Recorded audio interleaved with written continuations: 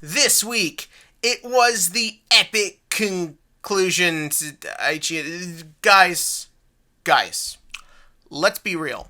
There's really only one thing to talk about this week. One thing that warrants conversation in this week's Vanguard episode, and that is that they have made the insanely bizarre and kind of bad decision to give Kai psyqualia.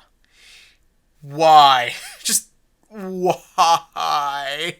Okay, let's get into the reasons why I think this is a bad decision. First up, before anyone comments below that, oh, it's in the manga, I don't care. Don't get me wrong, I'm happy that, and I do find it interesting to read comments of what's different from this adaptation versus the source and all that stuff. That's interesting. But the thing is that even if I was reading the manga, I'm pretty certain I would not like this either. The thing is, giving Kai psyqualia actually kind of hurts a lot of things. First and foremost, the most obvious, it hurts psyqualia, because now it's just something anyone can get. And I know Kai isn't just anyone, but just having it show up in the fight like that felt like it could come to just anyone. It just sort of randomly shows up. It's not like it showed up at the beginning of the fight where it could have told him how to play. It just sort of shows up in a situation where it was kind of irrelevant. And the thing is, it sort of devalues the whole concept. And granted, this show has been very sparse with how it explains how psyqualia works.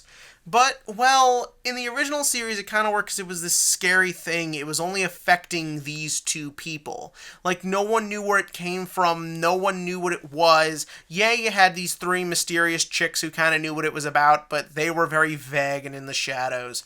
It really had this sort of abnormal, scary life to it. Now, it then got devalued by season 2, but in that original season, it was played up as a fear thing.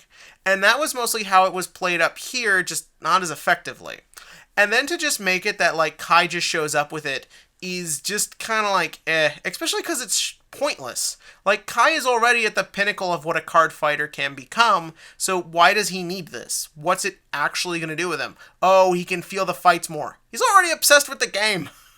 And then it also sort of creates the problem for Kai as a character. It kind of devalues him that he has this now. The whole sort of point to Kai is that he is basically at the top of what a human being can become playing this game. He is as strong as anyone. He can beat anyone. He has amazing skills. And the reason he has those skills is because he's kind of dedicated his life to Vanguard. Yeah, he doesn't really have anything getting in his way of just spending all his time practicing.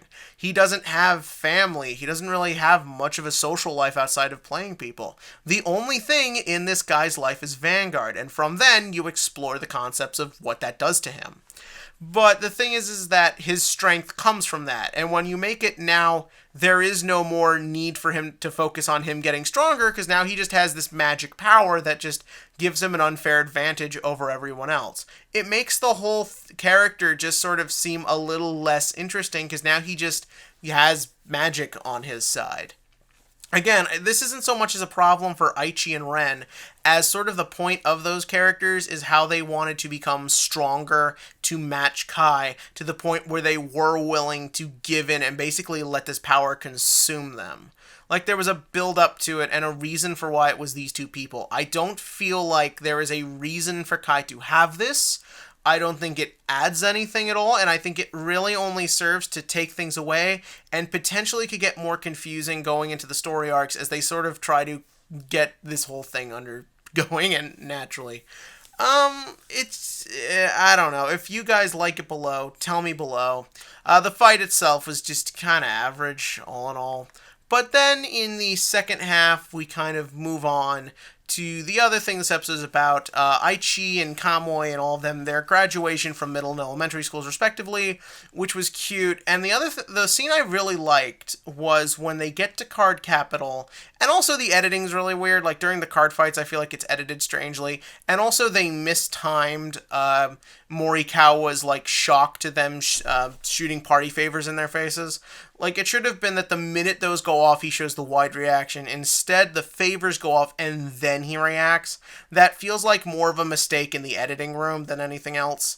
But that's neither here nor there at the moment. The thing I liked was when they bring up to Aichi, you're going back to Miyagi, I think the school is called. You're going back to the school you were originally meant from, which, as we know, he transferred schools because of the bullying. Was that mentioned in this? That was mentioned in the original. But it's important because it's a real nice little way of showing how far he's come. Because he says, I've got to face my past. Like, I've got to, he's got to implement the strength he now has in his normal day-to-day life. I like that. It really is a nice little way to show how the character's grown, that he's ready to face a new challenge and he's ready to go forward. It also will probably mean that we don't have to waste time on it when we actually get in the school. Like, hopefully we can just sort of see him, like, maybe adapting. Like, we don't have to spend a lot of time on exposition about the subject. But we'll see about that in a couple of weeks. And then finally, the end of this episode. Oh boy. Oh god. Like, again, as I've said, I fall in the camp of I like Aichi and Masaki. But there has probably never been a moment where I feel like Aichi and Kai make a better gay couple. First up, I think it's cute, Kai sort of reverses Miwa's speech from last week, where Miwa was like, you're their vanguard. Kai sort of repurposes the dialogue to make it that Aichi's their vanguard. I mean, Aichi's the main character, so I think bringing it back to him is nice. But it's also good because we really do get to see the effect of everyone on Kai. We get to see how he's more social. We get to see how he's more happy. And getting that last little piece of the puzzle where the relative who was taking care of him says, you can live your life your way. And then cutting to Aichi's face is a very smart decision. Because it's sort of showing that Kai didn't really have a way. He didn't have a path until it was lightened up by a friend, by someone who can care about him and he can care about, rather you think that's romantically or just the idea of people bonding. Part of the reason I'm a little more inclined to just sort of view Aichi and Kai as these sort of great friends and rivals rather than romanticness doesn't necessarily come from a lack of a desire to see more gay characters. Banana Fish is my favorite anime right now, but for me, it's so much of my personal life here in the real world has actually been defined by the bonds I've made wanting to duel and play Vanguard and Yu-Gi-Oh! And Pokemon. All these things kind of came into my life, and I've made all the friends I have now because of that. So in a lot of ways, I think I sort of definitely grafted my own personal views and stuff onto these characters, but I think that's really special to show that bond. And I like that this show never lost it. Like, it never lost showing off the importance of these four kids meeting each other and bonding and being changed by each other. So above all else, that's what I appreciate. Aichi crying at the end because Kai is smiling, I thought was a little much. I think it would have been more fun if Aichi laughed or if he just maybe smiled back. Like, I think that would have been more realistic and more in line with his character. I don't really view Aichi as a crier that much. But all around, I think it works very well. This was a very good, entertaining season. I'm pretty certain next week is just comedy relief. I don't even really get what the episode is about, but we'll talk about that next week. All in all, I really liked this season. I think it's a very good sort of reimagining of everything. I think it's a good getting back on track for the franchise, and it definitely feels like what I think the card game genre needs, and that's more variety, as this took it more from a character soap opera type thing, where Yu-Gi-Oh! Is more of the big sprawling adventure, and we've been seeing how that's definitely been affecting the Yu-Gi-Oh! Franchise at the moment. Do I think this is better than the first season of Cardfight Vanguard? Hard to say. Obviously, there's a ton of similarities, but the thing is that the differences are key. The original had to be like 40 to 50 something episodes. It had to start a franchise. It had to do a lot of things. There was obviously a lot of studio notes. This one is shorter, smaller, self-contained, and also can sort of build on the previous mistakes. It's sort of like comparing Batman 89 to Dark Knight. Yeah, I don't think it's really fair to, because what made one way and what made the other way really aren't things you can compare. But that's the way I view it. Tell me what you thought of this episode and this season below.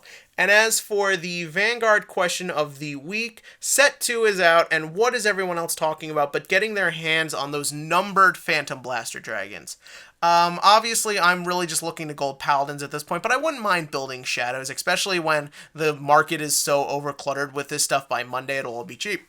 But do you think this is a good idea to continue with doing a numbered card each booster set? Because I actually kind of think it's cute and it's fun. It's getting out of hand with the money people are demanding for them, but all around, I think it could be a really fun little thing to add to the franchise just as a whole.